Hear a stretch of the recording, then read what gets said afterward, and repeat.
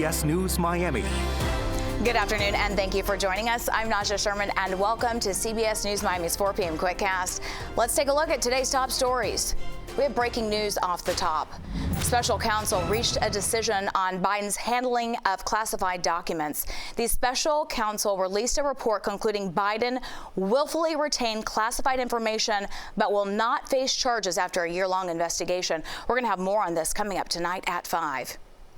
New details in a disturbing crime out of Pembroke Pines. Police say a mother was violently stabbed by her husband, and it all happened in front of their 5 children. CBS News Miami's Peter Dinch has the report. We just spoke with Captain Adam Feiner of the Pembroke Pines Police Department, who tells us a mother has died as a result of this domestic incident. Police say it all started with a 911 call about a man attacking his wife with a knife at a home in the Grand Palms community. The caller said the man had locked himself in the home's garage where he lived with his 5 children. The SWAT team was called in. He was taken into custody, and the 5 children were safely removed from the home, according to police. Coming up at 5, we will hear from Captain Adam Feiner and a neighbor as well. In Pembroke Pines, Peter Dench, CBS News Miami. Forced out by flames, several people are now in need of help after a vicious blaze scorches their home in Fort Lauderdale. CBS News Miami's Ted Scouten has the story. This was really quite a devastating fire. When you take a look inside, you can see everything pretty much damaged or destroyed from all those flames. You can see from the fire department video how big the blaze was when they arrived. They were able to put out the flames, but pretty much everything inside was destroyed. A family of 5 has lived here for 30 years, a father and his 4 adult daughters. Everyone was at work or out of the house when that fire began. Everything's gone. Clothes, shoes. These are my work clothes, so clothes on my back is the only thing I have. Coming up later, a beloved family pet was inside when the fire broke out. Rescuers did what they could to try and save her. The Red Cross is assisting the family. Meanwhile, investigators are still trying to figure out what caused this fire. In Fort Lauderdale, Ted Scouten, CBS News Miami. Always alerting, always tracking. This is Next Weather.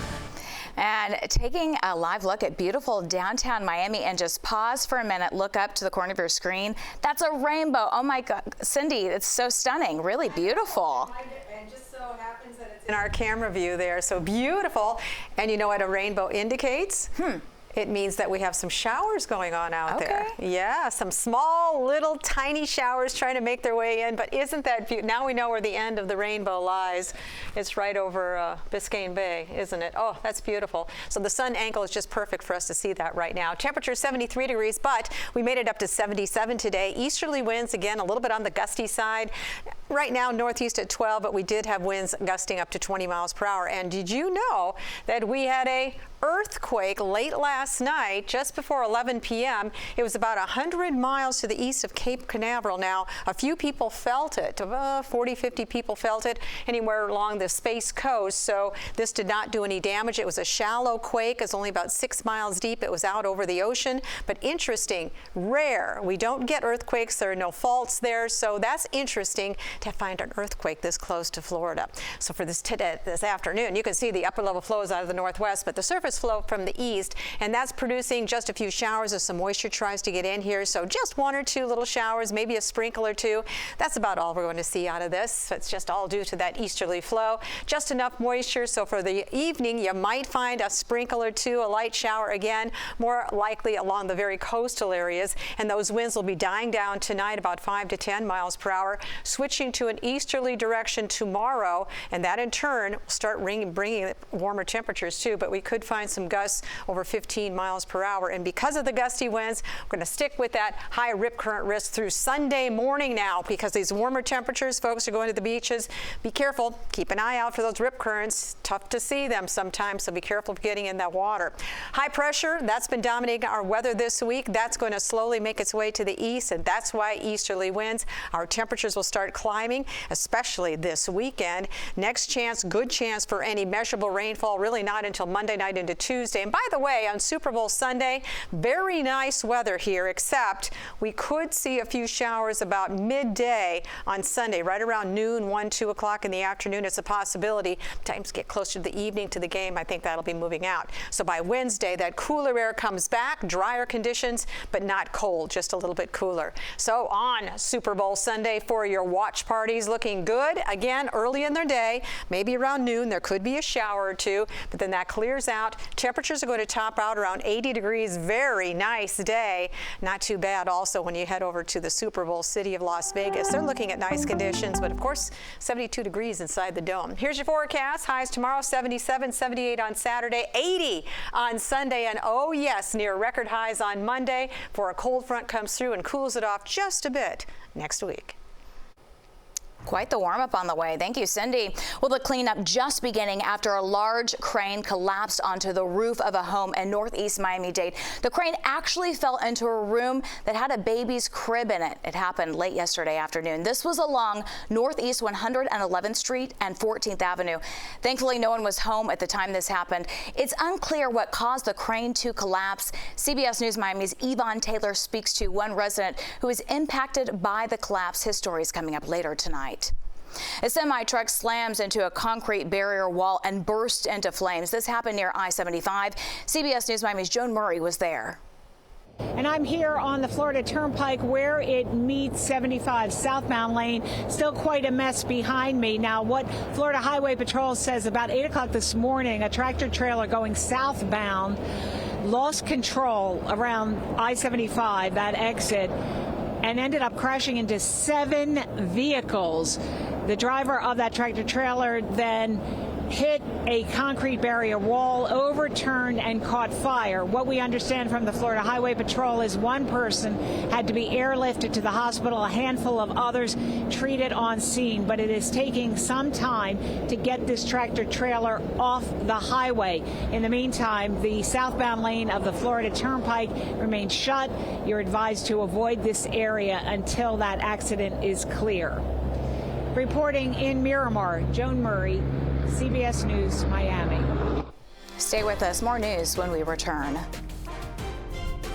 Hey everybody, I'm Betty Wynn. And I'm Chelsea Jones. Coming up tomorrow on CBS News Miami Morning Edition, do you have a hunger habit? Yes, and we have some tips though on how to conquer mindless eating. That's tomorrow morning at 6. Welcome back to CBS News Miami's 4 p.m. Quickcast. Closing arguments wrapped up in former President Donald Trump's ballot case. It was before the Supreme Court today. Prosecutors and defense attorneys from both sides posed challenging questions before the Supreme Court. The high-stakes legal fight could have sweeping implications for the 2024 presidential race. If the Supreme Court rules against Trump, it could end his campaign for another term. The 5 Marines traveling on the helicopter that went down east of San Diego have been found dead. Authorities say the chopper went missing late Tuesday. It was after training at an Air Force base during heavy rain and snow. The aircraft was found yesterday morning. Efforts to recover the remains of the 5 have begun. Their names have not yet been released. In a statement, President Joe Biden said that the First Lady and him are heartbroken over the loss and that they honor their selfless service and ultimate sacrifice.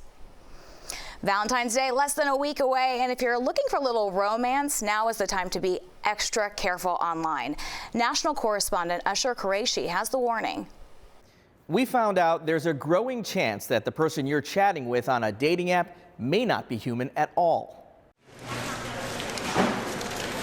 The flower industry is revving up for Valentine's Day, and so are dating apps. And if you plan to swipe on a potential soulmate, beware of chatbots pretending to be human. Cybersecurity firm Arcos Labs says attacks by automated bots on dating sites jumped by more than 2,000% last year. It's a huge arms race. The attackers are motivated by huge amounts of money, and it's just so lucrative. One action Arcos takes is to deploy more complex puzzles, which take more human reasoning and help weed out the bots when they try to register. And if we think it's automated, we challenge it. And that challenge is a way of forcing the bad actors to have to do an action of some kind. Arcos says after scammers use bots to create accounts, some use artificial intelligence to write their messages. If you get suspicious, try copy and pasting the messages you received into an online AI detector tool. You may be familiar with the bots that buy up concert tickets, the kind that made Taylor Swift fans furious when they crashed her Eras Tour pre-sale. I literally feel like I'm about to burst into tears right now. Coming up, we go to Ticketmaster to show you why their safeguards failed, and you'll see how Swifties are fighting to protect you from bots next time you buy a ticket. Well, that's the CBS News Miami Quickcast. I'm Naja Sherman. Stay tuned for more news right here on CBS News Miami, and have a wonderful day.